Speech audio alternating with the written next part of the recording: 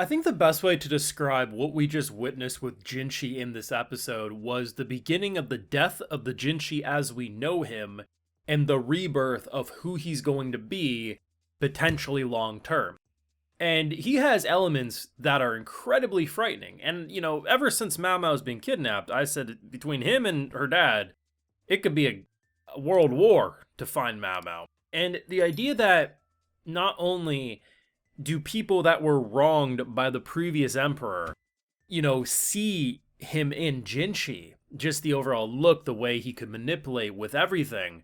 It's the fact of that anger and that power and him unchecked. Like, he actually has a side that, for everything we've seen with him over however many episodes, it's been 40 something at this point, right? The fact that he has the ability to just, and technically rightfully so, but the fact that he can grab someone and just call them out on their bullshit to such a degree that you didn't know, is he going to keep squeezing till her head pops or until he's dragged away? And to just see all of those moments and just, it was fascinating because this entire episode was focused on him. A little bit of comedy when Mao Mao's father realizes she's kidnapped, and he, I don't even know how he did the damage he did, but that was fantastic.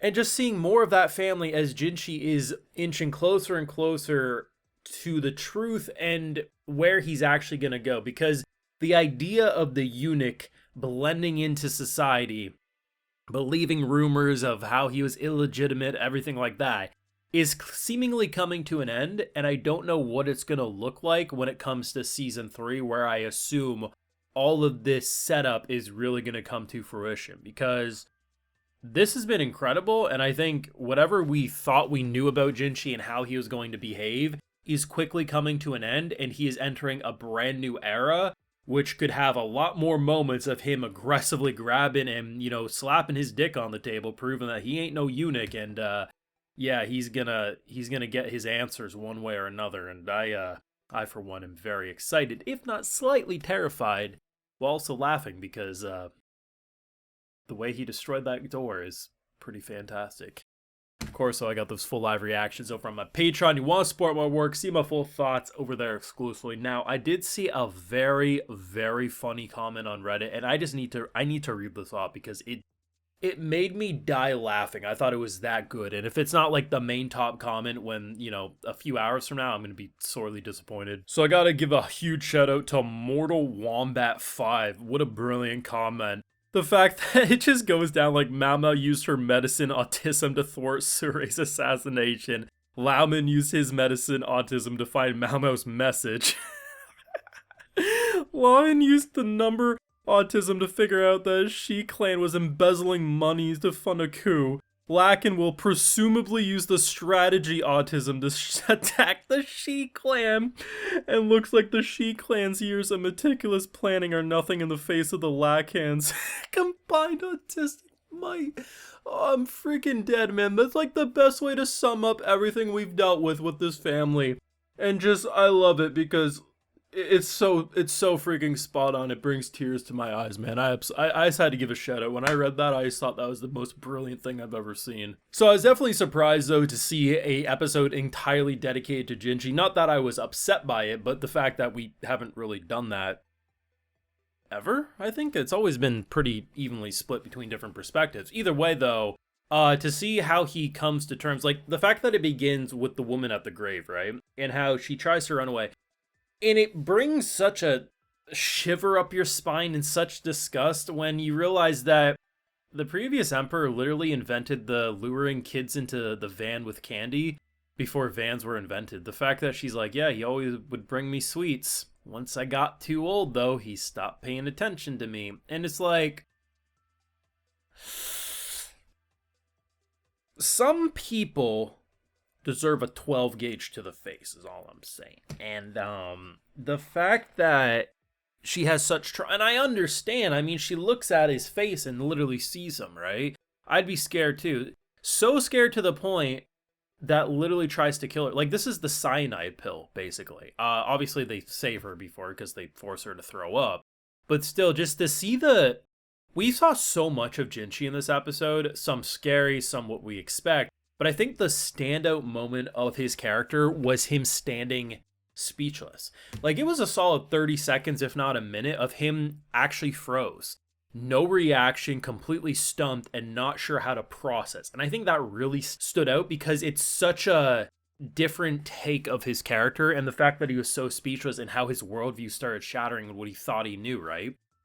You know, especially with the whole idea, he's like, you know, I believed I was illegitimate because all of the rumors, and it made sense, right?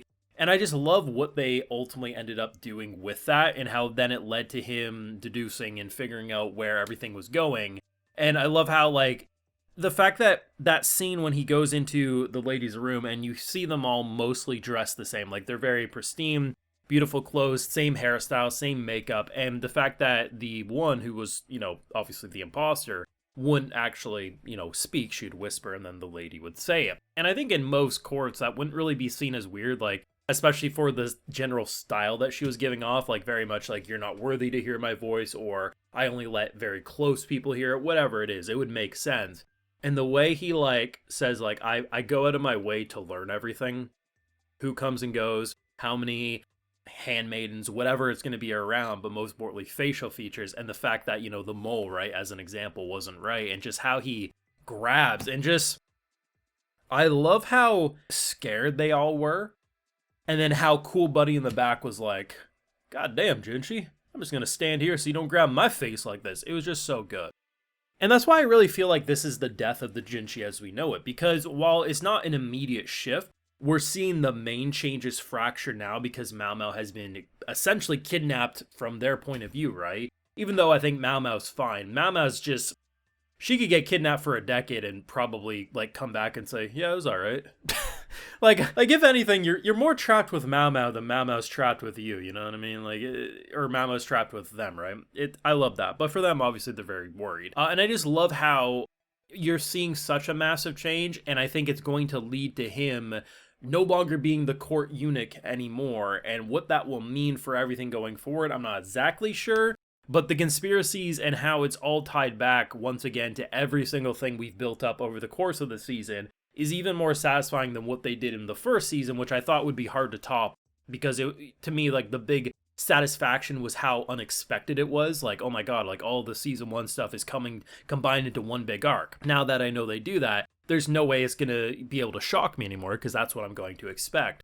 Yet, despite not being shocked, I still kind of have that shock, because it's once again surprising, because there's so many points in this arc that I really felt were going to be more self-contained or would only connect to a few stories.